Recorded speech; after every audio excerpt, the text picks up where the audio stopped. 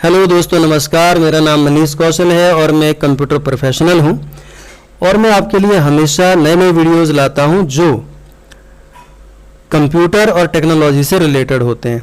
दोस्तों, आज मैं आपको बताने वाला हूं कि एंड्रॉयड स्टूडियो को किस प्रकार से इंस्टॉल करते हैं।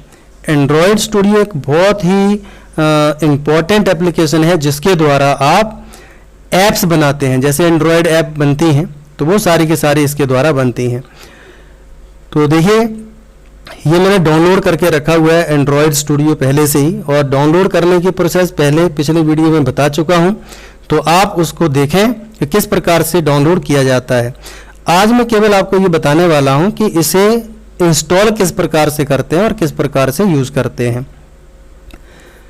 तो यहां पर ध्यान दीजिए, आपके पास क्या क्या होना चाहिए। एक तो होना चाहिए जावा डेवलपमेंट किट, JDK बोलते हैं इसे, और वो 1.8 या इससे कम का या ज़्यादा का वर्जन आप अपने हिसाब से ले सकते हैं।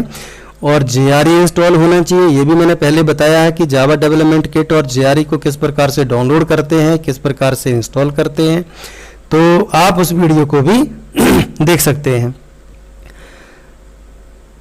तो ये जब तक आपके पास नहीं है तब तक आप इसको इंस्टॉल नहीं कर सकते हैं। यदि ये सारी चीज़ें आपके पास हैं और प्रॉपर तरीके से इंस्टॉल हैं तो उसके बाद आप इसे इंस्टॉल कर सकते हैं। देखिए, इसका जो साइज़ है वो 718 MB के आसपास है एंड्रॉयड स्टूडियो का। और इसे जैसे आप डबल क्लिक करेंगे तो ये वेरीफाई करेगा और थोड़ी देर आपको इंतज़ार करना पड़ेगा, क्योंकि ये वेरीफाई करके इसको इंस्टॉल करेगा। और इसका जो सेटअप है, विंडो है, सेटअप विंडो, वो स्क्रीन पर आपके आ जाएगी। और उस विंडो में आपको ये सारी चीज़ें स्टेप बाय स्टेप आपको बताने की आवश्यकता होगी। तो ये विंडो है जिसमें लिखा हुआ है welcome to Android Studio setup. ये आपको स्टेप बाय स्टेप पूछता जाएगा। आप नेक्स्ट बटन पर क्लिक करें तो नेक्स्ट स्क्रीन आपके सामने आएगी, तो जिसमें ये बताया जाएगा कि भाई कंपोनेंट्स कौन कौन से आपको चूज करने हैं। तो यहाँ पर जो कंपोनेंट्स दिखाई दे रहे हैं उनमें आप टिक मार्क कर सकते हैं। जैसे यहाँ पर केवल 2 कंपोनेंट्स है, एक बाय डिफ़ॉल्ट क्लिक है और दूसरे को आप हटा भी सकते हैं क्योंकि वो वर्चुअल डिवाइस के लिए है। और ये वर्चुअल डिवाइस ये है कि आप यदि इसमें एप्लीकेशंस तैयार करते हैं, प्रोग्रामिंग करते हैं, तो उनको रन कहाँ पर करेंगे। रन करके यदि आपको देखना है तो ये वर्चुअल डिवाइस आपकी सहायता करेगा।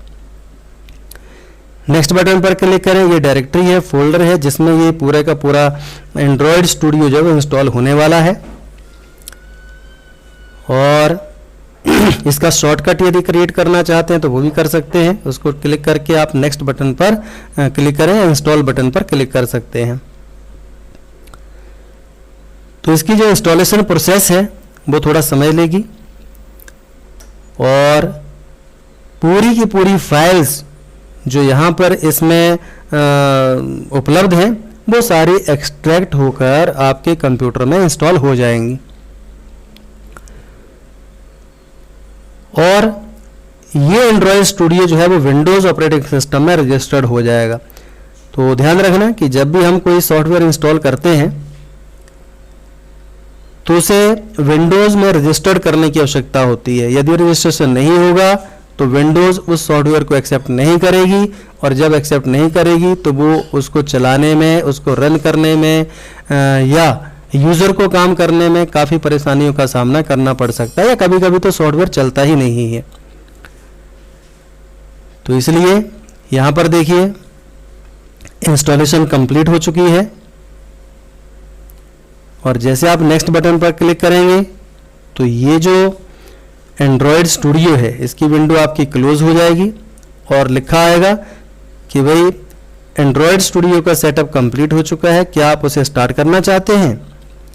स्टार्ट एंड्रॉयड स्टूडियो, यदि इस पे आप क्लिक करके ओके कर देंगे, नेक्स्ट बटन पर क्लिक कर देंगे, तो इसका जो सेटअप है वो कंप्लीट हो गया और इसकी जो अब इंस्टॉलेशन प्रोसेस थी वो भी कंप्लीट हो गई। और उसके बाद ये जो सॉफ्टवेयर है, ये जो एप्लीकेशन है वो आपकी स्टार्ट हो जाएगी। सबसे पहले यहाँ पर लिखा हुआ है कि import Android studio setting from.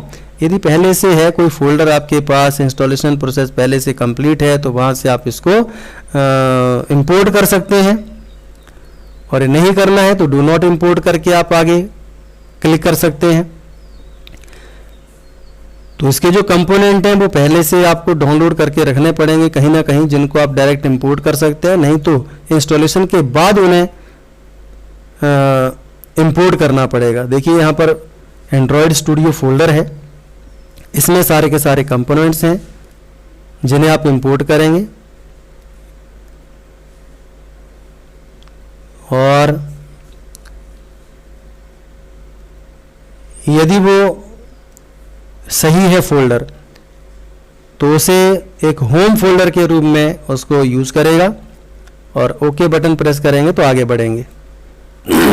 और यदि वो वहां पर उपलब्ध नहीं है आपकी फाइल,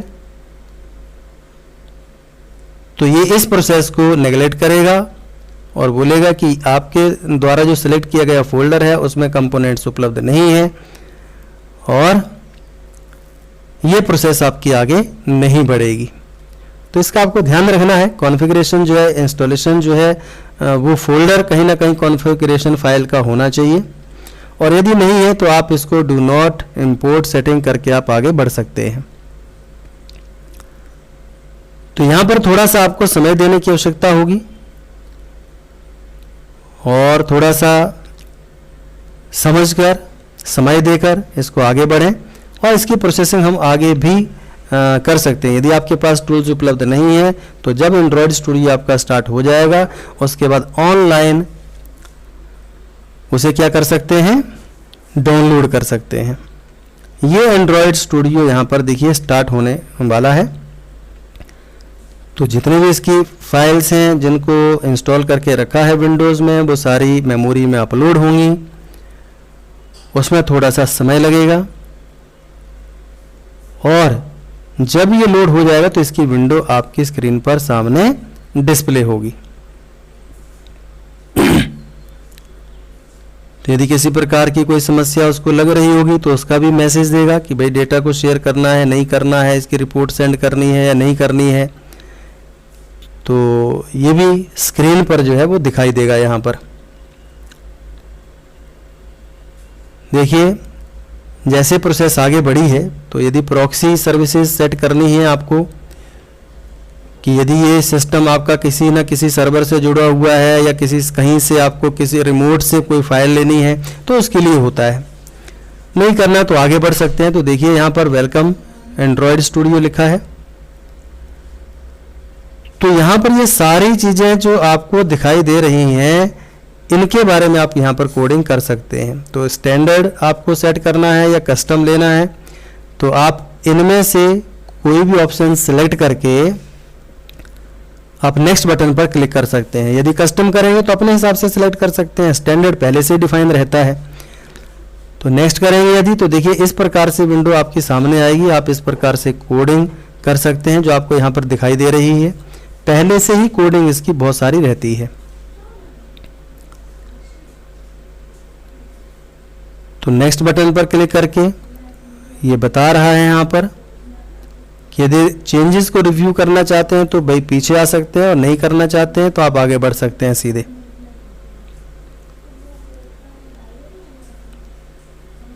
तो प्रीवियस, नेक्स्ट या फिनिश जो भी आपको बटन प्रेस करना है वो यहाँ पर कर सकते हैं। तो SDK जो है वो भी यहाँ पर पहले इंस्टॉल होनी चाहिए। यदि आपकी SDK मतलब जावा यदि इंस्टॉल नहीं है तो ये काम नहीं करेगा दोस्तों। तो इस तरह से जो डायरेक्टरी है वो मिसिंग बताएगा, क्योंकि कंपाइलेशन ये जावा से ही करता है। SDK जो है या JDK जो है वो यहाँ पर कंपाइलेशन और प्रोग्राम को रन करने का कार्य करती है। तो यहाँ पर एंड्रॉयड स्टूडियो में देखिए इतने सारे काम जो हैं वो आप यहाँ पर कर सकते हैं।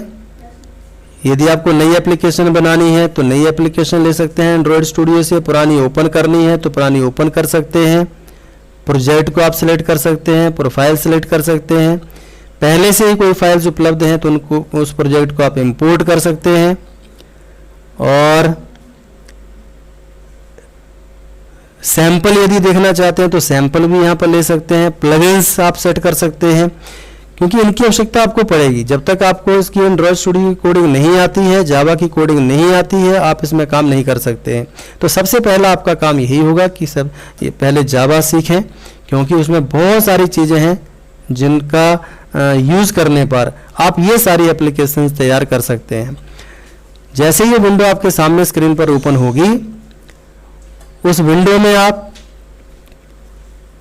जिस प्रकार की कोडिंग करना चाहते हैं अपने एप्लीकेशन के लिए, वो सारी की सारी कोडिंग कर सकते हैं और उसे रन कर सकते हैं, टेस्ट कर सकते हैं। तो दोस्तों, इस प्रकार से एंड्रॉयड स्टूडियो को आप इंस्टॉल कर सकते हैं। और मिलते हैं अगले वीडियो में, तब तक के लिए नमस्कार, जय हिंद।